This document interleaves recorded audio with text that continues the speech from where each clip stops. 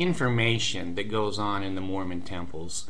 I'm telling you, if the public knew I'm not going to use the word atrocity. I think atrocity is too strong, but I'm certainly going to say the abuse and the cruelty of the things that go on in the temple. I was a temple veil worker in Los Angeles for about a year, Los Angeles Temple. So I know the temple ceremony very, very well because I passed thousands of people through the veil, which is nothing more than a curtain that has holes cut in it. And I'm going to share with you my experience as a veil worker for the Mormon Church in their temple. And this is not going to be popular with the Mormons. And you know what? I don't care. This is what I saw and heard with my own ears and what I did for the Mormon Church. You can believe me. If you don't believe me, throw it in the trash. I don't care. I have no agenda here. If you like being a Mormon and you like all these pale ale and silly, oh God, hear the words of my voice and chanting, I don't care. I don't. So here's what would happen. After the session, movie is over with and all the people are almost, totally tired and asleep, they go to what's called the true order of prayer. Okay, what the true order of prayer is that they will have couples. It goes male, female, male, female, male, female around a circle. And the temple worker will say, please take the person to your left in the patriarchal grip. Maybe it's to your right. I can't remember, left or right. And the patriarchal grip is basically, this finger pointing into this part of the wrist, which is what's also called the patriarchal grip or sure sign of the nail. So all the women have these veils and funny hats on, and the men have baker's hat. If you've ever seen what a baker's hat or a graduation ceremony hat looks like, they all have that on. So the women all have to veil their faces. The men don't, but the women have to veil their faces. And so you take the person to the left of you. I remember, it's to the left of you. And you take him in the patriarchal grip. Then you put your left elbow on their right shoulder. Now you're all standing in a circle, okay? So you got him at the patriarchal grip, and you've got your hand, let me back up so you can, held to the square, and you put your elbow on their shoulder. Okay. Well, that's not, real weird. It's strange, but not real weird. And then the temple ordinance worker then kneels down at the altar. Now you're all around the altar with the patriarchal grip and the right hand to the square and on there, or the left hand there. So he kneels down. Oh, it's always a he. Women have no place in the temple. You're just baby machines and you're just sex objects. And you have to veil your faces because he can't pray looking at the cute ones that come through. So anyway, he raises his right hand to the square and he will say the prayer. And the members of the group will repeat the prayer, and he'll say, Our Heavenly Father, and then all of you will say, Our Heavenly Father. We're thankful that we're in the temple this wonderful day. We're thankful we're in the temple this wonderful day. So this is the true order of prayer.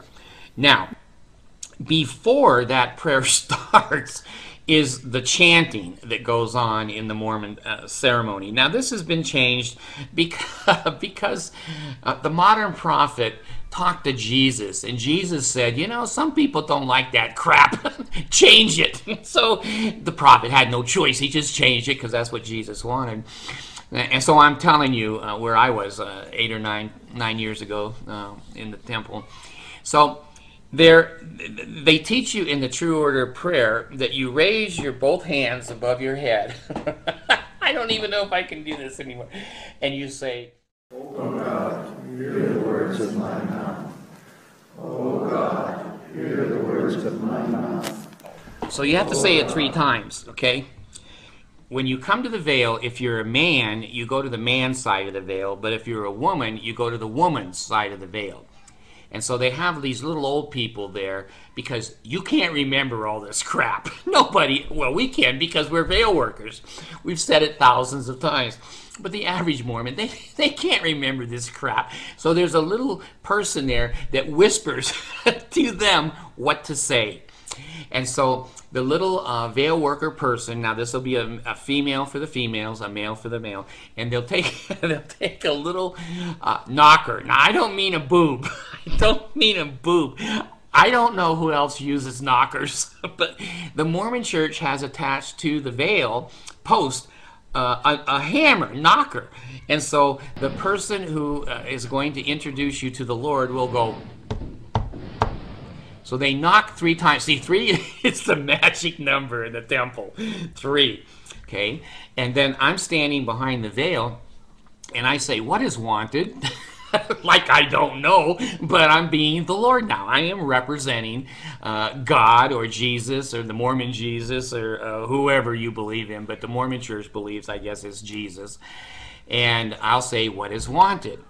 And then, and I part the veil just a little bit. I kind of peek through. I don't show my face. You're not allowed to show your face if you're God, but you can part the curtain like they really know there's a God there.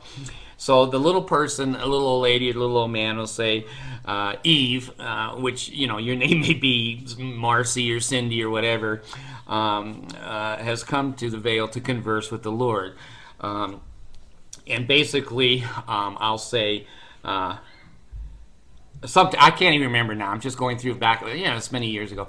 A presenter at the veil, and so I put my right hand through the middle hole of the curtain, and I give her this. Let me show you here. It's on top of the knuckle. Okay, the first token of the Aaronic priesthood, and I will say to her, "What is that?" And she'll say, "The first token of the Aaronic priesthood." And then I'll say, does it have a name? And she says, it does. And I'll say, will you give it to me? And she'll say her name. Now the first sign, or the first one, is her given name. So if her mother named her Cindy, she'll say Cindy. And okay, and then I have this ceremony that I have to break. I have to break so we all know we're going to another token. So now I put my hand between her first and second knuckle. And let me turn it right there. You go, between. And I'll say, what is that? And she'll say, the second token of the Aaronic priesthood. And I'll say, does it have a name? And she says, it does.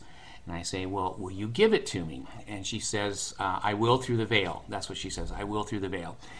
And she'll say, that one there is going to be her new name that she was given in the temple, that name. So if her new name was Cindy, then she would say Cindy. And the old lady there knows if that's the right new name, because the new names in the temple for females and for males are all the same the first day. When you go in, everybody that day that's going through the temple will have the new name of Adam and the new name Margaret.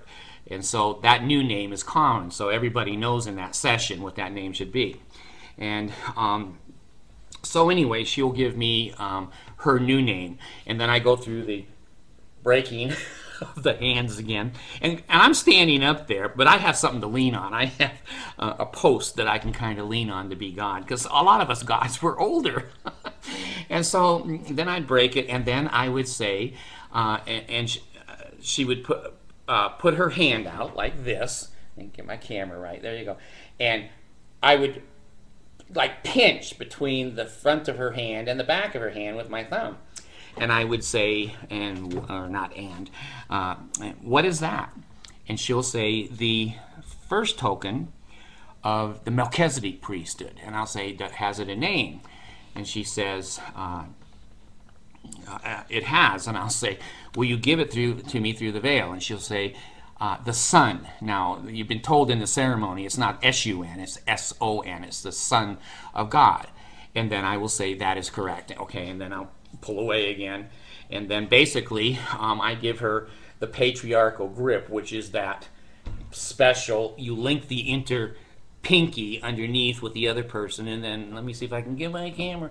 And then you have this pointer finger that goes right on the wrist, okay? And so I give her the second token of the Melchizedek priesthood, and I say, what is that? And she says, the second token of the Melchizedek priesthood, the sure sign of the second token of the Melchizedek priesthood, the sure sign of the nail. And I say, okay. I don't say okay. God doesn't go that casual stuff. And so I'll say, does it have a name? She says it does. And I said, will you give it to me? And she says, I cannot. For this purpose I have come to converse with the Lord through the veil. And then, now this has changed because Jesus heard the prayers of the local Mormon women who were getting molested at the veil. It used to be, when I was a veil worker, and up until 99, you had to give this token, or the name of this token, on what we called the 5 points of fellowship. Okay, the 5 points of fellowship was inside. Now we've got a curtain between us, but nothing else. Inside of right foot to left foot, or right foot, then knee to knee, breast to breast, mouth to ear, and hand to back. So I had to reach through now the new hole. Up, I see my hand is down here, and I have her in the patriarchal group, and I reach through the top of the veil, and there's a hole there, and then she reaches through and puts her hand on my back, and then a lot of the women prayed to Jesus. They didn't like the breast to breast. Now, you know, I was a pretty decent guy. I really was into this. I mean, I was a very I don't want to say humble, sacred kind of a guy, but I didn't screw around with this. I mean, to me, when I was doing this was very serious shit. But one day I went into the a new temple, and they said, are you a veil worker? And I said yes. And they said, could you go through the veil veil ceremony for us so we know you know what you're doing? And I started, and when I got to I would give you that token on the 5 points of fellowship, they said, oh, you haven't been to the temple for a year, have you? And I go, no, I haven't. How do you know that? You know, well, we don't do the 5 points of fellowship anymore. And I said, well, what do you do? What is the procedure these days? And so he said, well, we've just avowed that. So the name of the second token of the Melchizedek priesthood, as I have to give it through the veil, is health in the navel, marrow in the bones, strength in the loins and in the sinews, power in the priesthood be upon me, and upon my posterity through all generations of time and throughout eternity. And then I'll say to her, what is that? And she repeats it. So there it is. You have it from a live temple worker. You want to know something about the Mormon Temple, join the Mormon work and church, and get a temple recommend and go. But that's what I did in Los Angeles for over a year. Thanks. Bye.